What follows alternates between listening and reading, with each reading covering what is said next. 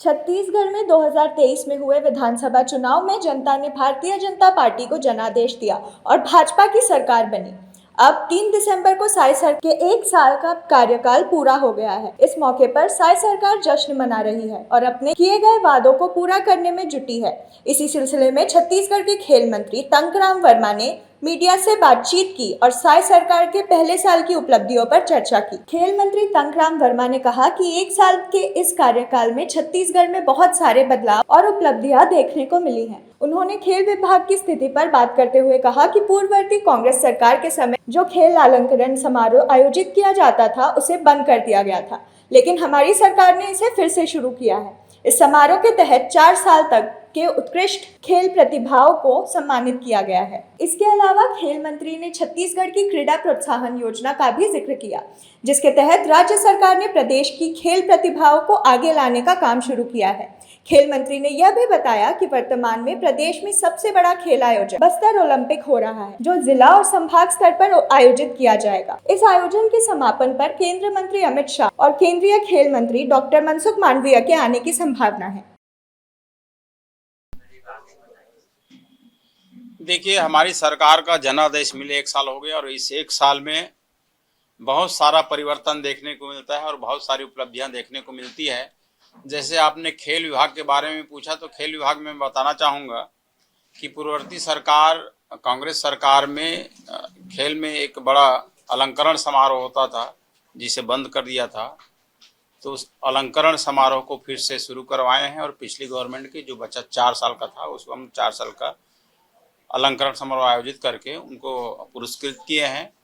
और दूसरा बदलाव ये आया है कि छत्तीसगढ़ क्रीड़ा प्रोत्साहन योजना लागू करके छत्तीसगढ़ की प्रतिभाओं को आगे लाने का काम कर रहे हैं।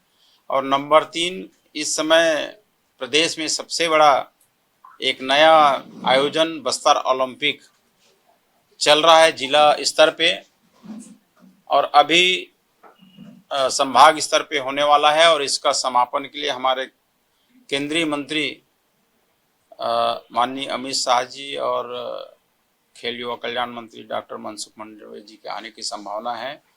और उत्कृष्ट खिलाड़ियों की सूची हम घोषित करने वाले हैं, उनकी बैठक शीघ्र होने वाली है। ये बड़ा बदलाव खेल विभाग में आया है। ये घोषणा होने वाली है उत्कृष्ट खिलाड़ियों की, और जब उत्कृष्ट खिलाड़ी की सूची घोषित हो जाएगी तो हमारे डॉक्टर रमन सिंह सरकार में जो 2% का आरक्षण खिलाड़ियों को मिलता था, और उनके 2% आरक्षण के आधार पर प्रदेश में बहुत से हमारे युवाओं को शासकीय सेवा मिली है।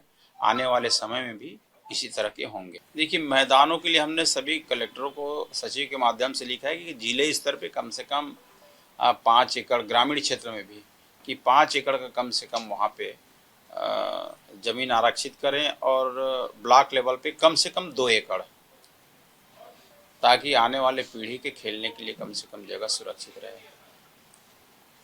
और हमारे माननीय विष्णुदेव साय जी की 1 साल की उपलब्धि बहुत है। छत्तीसगढ़ विधानसभा चुनाव के समय जितनी सारी घोषणाएं की थी, आप सबको पता है कि बड़ी बड़ी घोषणाएं पूरी हो गई है। चाहे हम महतारी वंदन की बात करें, चाहे धान खरीदी की बात करें, चाहे बोनस की बात करें, चाहे तेंदुपत्ता के में उनके जो काम करने वाले हैं उनको चरण पद का बांटने की बात करें, चाहे उनके बोनस देने की बात करें। और हमारी सरकार जो है छत्तीसगढ़ के डेवलपमेंट के लिए सड़क मार्ग के लिए करीब 20,000 करोड़ रुपए लाए हैं। हवाई मार्ग का विस्तार हुआ है, चारों तरफ विकास के द्वार खुले हैं, गांव-गांव में भी विकास के काम शुरू हो गए हैं। ये बड़ा बदलाव आया है। पीएससी का भी देखें कि जितने पीएससी में गड़बड़ी किए थे, सब कानून के घेरे में आ गए हैं।